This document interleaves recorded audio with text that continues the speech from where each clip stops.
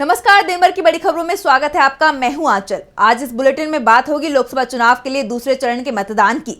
राहुल गांधी के पीएम मोदी पर करारे वार की। देखेंगे वीवीपैट मुद्दे पर एससी के फैसले से कैसे मुश्किल में फंसा चुनाव आयोग। वोटिंग से पहले बीजेपी को मिली हार की। जानेंगे नोटा को लेकर सुप्रीम कोर्ट के चुनाव आयोग से सवालों को। और बुलेटिन के आखिर में बात दिल्ली में रद्द हुए मेयर चुनाव की। लेकिन तमाम बड़ी खबरों से पहले एक नजर आज की सुर्खियों पर। कांग्रेस प्रवक्ता पवन खेड़ा ने पीएम मोदी पर तंज कसते हुए कांग्रेस के मैनिफेस्टो का प्रचार करने के लिए किया धन्यवाद। कहा, मोदी जहां भी प्रचार करने जाते हैं कांग्रेस की सीटें बढ़ा देते हैं। कर्नाटक के चिक्कबल्लापुरा सीट से बीजेपी उम्मीदवार के सुधाकर के खिलाफ दर्ज हुई एफआईआर। एफएसटी के छापे में बरामद हुए 4.8 करोड़ रुपए। पीएम मोदी पर 6 साल चुनावी बैन लगाने की मांग की याचिका पर दिल्ली हाईकोर्ट में 29 अप्रैल को होगी सुनवाई। भगवान मंदिरों के नाम पर वोट मांगने का लगा आरोप। शेयर बाजार में गिरावट, 609 अंकों की गिरावट के साथ 73,730 पर बंद हुआ सेंसेक्स। 150 अंकों की गिरावट के साथ 22,419 पर बंद हुआ निफ्टी। ये तो थी सुर्खियां। अब बात आज की सबसे बड़ी खबर की। लोकसभा चुनाव के दूसरे चरण में 12 राज्य के साथ केंद्रीय शासित प्रदेश जम्मू कश्मीर में वोटिंग हुई। वोटिंग के दौरान आज दिन भर जगह जगह से टकराव की खबरें सामने आती रहीं।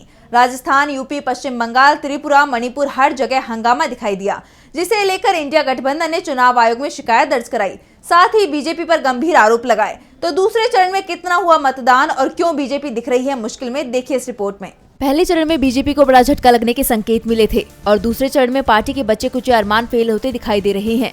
आज 88 सीटों पर वोटिंग पूरी हो गई। दूसरे दौर में कई स्थानों पर टकराव की खबरें सामने आई। बीजेपी पर विपक्षी मतदाताओं को रोकने के आरोप लगाए गए। कांग्रेस महासचिव जयराम रमेश ने एक वीडियो ट्वीट करते हुए कहा कि लोकतंत्र संकट में है। ये वीडियो बाहरी मणिपुर के उखरुल जिले का है। यहाँ मतदाताओं को कांग्रेस के बजाय केवल बीजेपी के गठबंधन सहयोगी एनपीएफ को वोट देने के लिए मजबूर किया जा रहा है। यूपी में मेरठ में बीजेपी के पक्ष में फर्जी वोटिंग कराने की शिकायतें दिन भर आती रहीं। तो बागपत पर एनडीए गठबंधन पर कई बूथों पर जबरन कब्जे की कोशिश के आरोप लगाए गए। पश्चिम बंगाल में टीएमसी प्रमुख ममता बनर्जी ने कहा, बीजेपी और केंद्रीय बल के जवानों ने टीएमसी के लोगों को वोट डालने से रोका।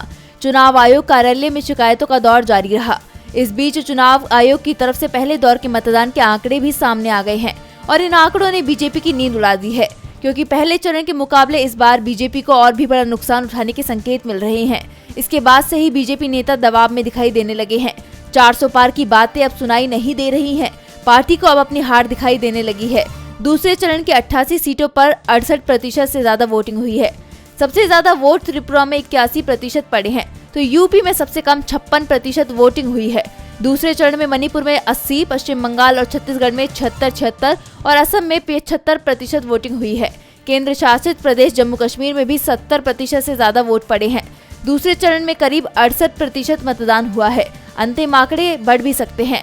शाम 6 बजे तक यूपी में 56, राजस्थान में 63, महाराष्ट्र में 57, मध्य प्रदेश में 59% वोटिंग हुई है। दूसरे चरण की वोटिंग के बाद बीजेपी की मुश्किलें बढ़ती दिखाई दे रही हैं और इंडिया गठबंधन ने भी बीजेपी की घेराबंदी को तेज कर दिया है। राहुल गांधी ने तो पीएम मोदी को लेकर बड़ा दावा तक कर दिया। क्या कहा राहुल ने, देखिए इस रिपोर्ट में। चुनाव प्रचार के इस दौर में कांग्रेस सांसद राहुल गांधी दक्षिण विजय के लक्ष्य को साधने निकले हैं। कांग्रेस सांसद ने शुक्रवार को कर्नाटक के बीजापुर में रैली की। इस दौरान उन्होंने कांग्रेस की न्याय की गारंटियों की चर्चा करते हुए मोदी सरकार पर जमकर हमला बोला। राहुल ने कहा कि आजकल नरेंद्र मोदी अपने भाषण के दौरान काफी घबराए हुए रहते हैं। शायद कुछ दिनों में स्टेज पर उनके आंसू निकल आए। कांग्रेस का दावा है कि 2 दौर की वोटिंग के बाद अब इंडिया गठबंधन बहुत आगे निकल चुका है।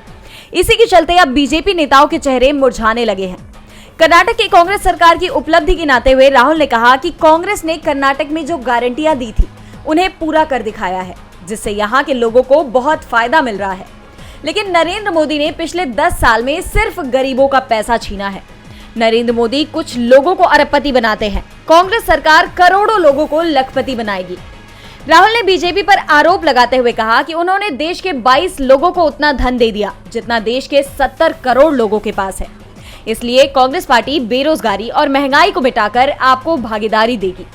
जितना पैसा नरेंद्र मोदी ने अरबपतियों को दिया है, उतना पैसा हम हिंदुस्तान के गरीबों को देंगे। नरेंद्र मोदी जी ने एयरपोर्ट, पोर्ट, बिजली, खदान, solar wind power, defence sector सब कुछ अडानी और उनके जैसे अरबपतियों को सौंप दिया है, लेकिन गरीबों को कुछ नहीं दिया। उन्होंने आगे कहा कि संविधान से हिंदुस्तान के लोगों को उनका अधिकार, आवाज और आरक्षण मिला है, लेकिन देश में पहली बार एक पार्टी और एक व्यक्ति हिंदुस्तान के संविधान और लोकतंत्र को खत्म करना चाहते हैं। एक तरफ नरेंद्र मोदी संविधान को खत्म करने की कोशिश कर रहे हैं, दूसरी तरफ इंडिया गठबंधन संविधान को बचाने की कोशिश कर रहा है। राहुल कर्नाटक में थे तो पीएम मोदी पश्चिम बंगाल के मालदा में थे।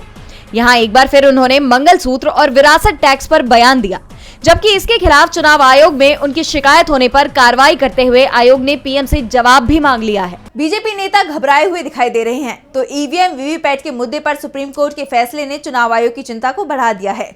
कोर्ट ने चुनाव बैलेट पेपर से चुनाव कराने की मांग तो स्वीकार नहीं की, लेकिन चुनाव आयोग के सामने कई बंदिशें लगा दी हैं। तो क्या फैसला दिया कोर्ट ने, देखिए इस खास रिपोर्ट में। लंबे इंतजार के बाद आखिरकार ईवीएम वीवीपैट के मुद्दे पर सुप्रीम कोर्ट का फैसला आ गया है और कोर्ट के फैसले ने सबको चौंका दिया है। कोर्ट ने ईवीएम और वीवीपैट की पर्चियों की 100% क्रॉस चेकिंग की मांग वाली सभी याचिकाएं खारिज कर दी हैं। इसके अलावा बैलेट पेपर से वोटिंग कराने के सुझाव वाली याचिका भी खारिज कर दी गई है। मामले की सुनवाई कर रहे दोनों जज जस्टिस संजीव खन्ना और जस्टिस दीपांकर दत्ता ने कहा कि सिस्टम में दखल देने से बेवजह शक पैदा होगा। हमने प्रोटोकॉल तकनीकी पहलुओं पर विस्तार से चर्चा की है। कोर्ट ने कहा कि हमने 2 निर्देश दिए थे।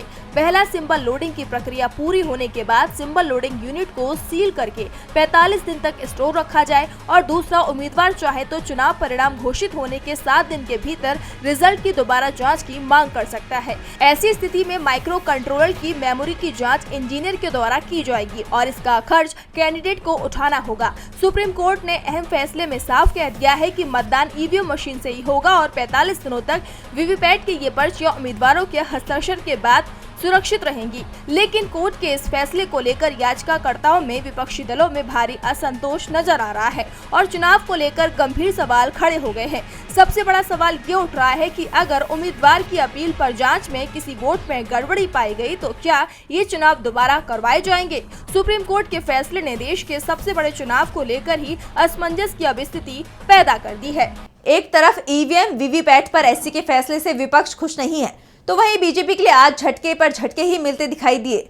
लोकसभा चुनाव से पहले बीजेपी के हाथ से एक सीट फिसल गई है। पश्चिम बंगाल में बीजेपी उम्मीदवार का नामांकन ही खारिज हो गया।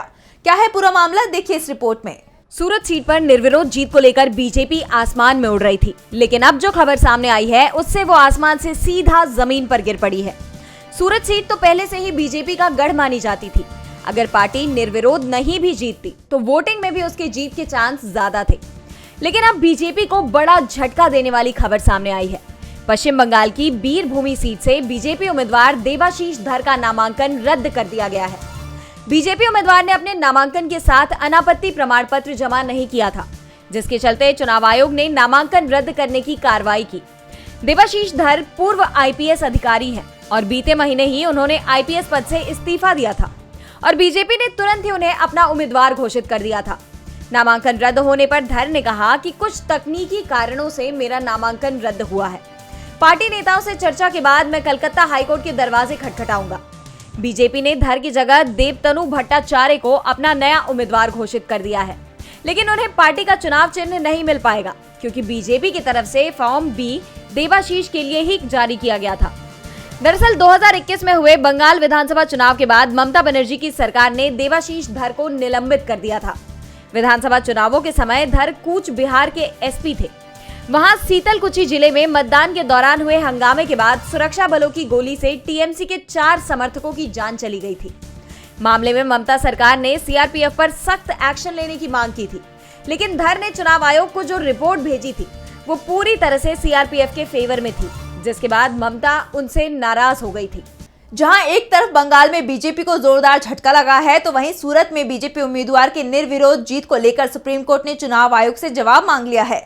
इसके साथ ही नोटा को लेकर भी सवाल किए हैं। लोकसभा चुनाव के दूसरे चरण के मतदान के साथ ही सुप्रीम कोर्ट में अहम मुद्दों पर सुनवाई जारी है। 26 अप्रैल यानी आज सुप्रीम कोर्ट में नोटा को प्रत्याशी मानने वाली याचिका पर सुनवाई हुई। याचिका में मांग की गई है कि इस चुनाव में अगर नोटा को सबसे ज्यादा वोट मिलते हैं तो दोबारा चुनाव कराया जाए। साथ ही ये भी कहा गया है कि अगर किसी उम्मीदवार को नोटा से भी कम वोट मिलते हैं तो उसके किसी भी चुनाव लड़ने पर 5 साल तक की रोक लगाई जानी चाहिए, ताकि दोबारा चुनाव होने की स्थिति में जनता के पास नए उम्मीदवारों का ऑप्शन हो। मोटिवेशनल स्पीकर शिव खेड़ा ने ये याचिका दाखिल की है। मामले में सुनवाई के दौरान सूरत का भी उदाहरण दिया गया, जहां कांग्रेस उम्मीदवार का नामांकन खारिज होने के बाद बाकी सभी उम्मीदवारों ने नामांकन वापस ले लिया और बीजेपी उम्मीदवार को निर्विरोध जीत मिल गई। याचिका में ये भी मांग की गई थी कि किसी भी प्रत्याशी के खिलाफ अगर दूसरा कोई प्रत्याशी पर्चा दाखिल नहीं करता है या पर्चा वापस ले लेता है तो भी इसे निर्विरोध नहीं घोषित किया जाना चाहिए, क्योंकि चुनाव के समय ईवीएम में नोटा का भी विकल्प है। इसके बाद मामले की सुनवाई करते हुए सीजेआई डीवाई चंद्रचूड़, जस्टिस जेबी पारदीवाला और जस्टिस मनोज मिश्रा की बेंच ने चुनाव आयोग को नोटिस जारी की है और जवाब मांगा है। आपको बता दें, भारत में नोटा का विकल्प 2013 में सुप्रीम कोर्ट के निर्देश के बाद आया था। नोटा यानी नन ऑफ द अबव एक वोटिंग ऑप्शन है जिसके तहत मतदाता किसी भी प्रत्याशी के पसंद न आने पर इस विकल्प को चुन सकता है। एक तरफ सुप्रीम कोर्ट ने नोटा पर सख्त रवैया अपनाया है तो वहीं भारतीय कुश्ती महासंघ के पूर्व अध्यक्ष और बीजेपी सांसद बृजभूषण सिंह पर भी कोर्ट ने सख्त रुख दिखाया है। दिल्ली की राउज एवेन्यू कोर्ट ने बृजभूषण सिंह की याचिका खारिज कर दी। क्या है पूरा मामला, देखिए इस रिपोर्ट में। शुक्रवार को दिल्ली के राउज एवेन्यू कोर्ट में पूर्व WFI अध्यक्ष और बीजेपी सांसद बृजभूषण शरण सिंह की याचिका पर सुनवाई हुई। इस याचिका में महिला पहलवानों के आरोपों के खिलाफ बृजभूषण ने अपना पक्ष रखते हुए दावा किया था कि घटना के दिन वो भारत में नहीं था। अपने पक्ष में उन्होंने अपनी कॉल डिटेल रिकॉर्ड CDR पेश की थी और अनुरोध किया था कि मामले में अब इस एंगल से आगे की जांच की जानी चाहिए, जिस पर कोर्ट ने मामले के जांच अधिकारी से पूछा कि आरोपी की CDR विश्वसनीय दस्तावेज है या नहीं। जांच अधिकारी ने कहा कि यह अविश्वसनीय दस्तावेज नहीं है। इसके बाद बृजभूषण सिंह की याचिका को खारिज कर दिया गया है। अब 7 मई को राउज एवेन्यू कोर्ट मुख्य मामले में आरोप तय करने पर फैसला सुना सकता है। आपको बता दें, महिला पहलवानों ने पूर्व WFI अध्यक्ष बृजभूषण शरण सिंह पर महिला पहलवानों के शारीरिक उत्पीड़न के गंभीर आरोप लगाए हैं। बृजभूषण को अध्यक्ष पद से हटाने के लिए पहलवानों ने पिछले साल महीनों प्रदर्शन किया।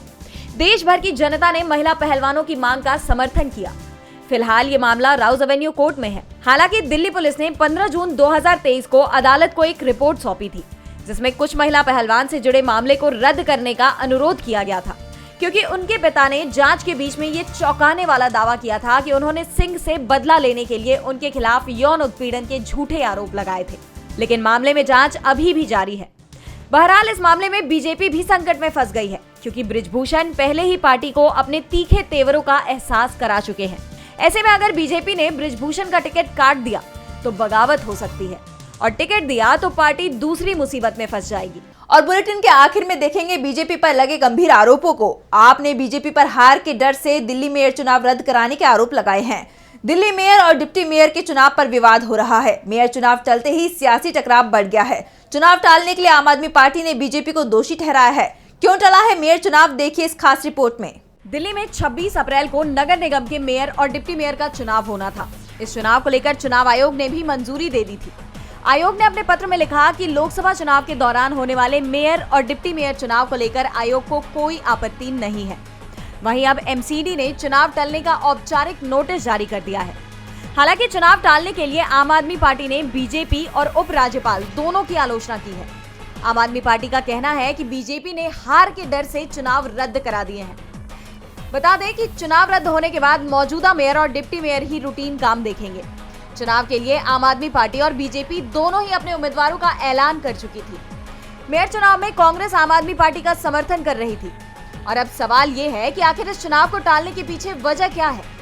पीठासीन नियुक्ति अधिकारी की नियुक्ति नहीं होने को लेकर आखिर कौन जिम्मेदार है। चुनाव आयोग ने मेयर और डिप्टी मेयर चुनाव के लिए MCD को मंजूरी तो दे दी, लेकिन पीठासीन अधिकारी की नियुक्ति पर पेंच फंस गया। LG ने एक नोट पीठासीन अधिकारी की नियुक्ति को लेकर जारी किया। उन्होंने कहा कि पीठासीन अधिकारी की नियुक्ति के लिए CM का सुझाव जरूरी होता है। इसके बाद ही LG पीठासीन अधिकारी की नियुक्ति कर सकते हैं। वहीं आम आदमी पार्टी का कहना है कि पीठासीन अधिकारी की नियुक्ति के लिए CM अरविंद केजरीवाल की सलाह न मिलना बहाना है। बीजेपी नहीं चाहती कि मेयर की कुर्सी पर कोई दलित बैठे। पिछले साल भी LG ने अपनी मर्जी से बीजेपी पार्षद को पीठासीन अधिकारी नियुक्त कर दिया था, तो इस बार भी कोई पीठासीन अधिकारी बनाया जा सकता था। तो आज के इस बुलेटिन में इतना ही। देखते रहिए DB लाइव। नमस्कार।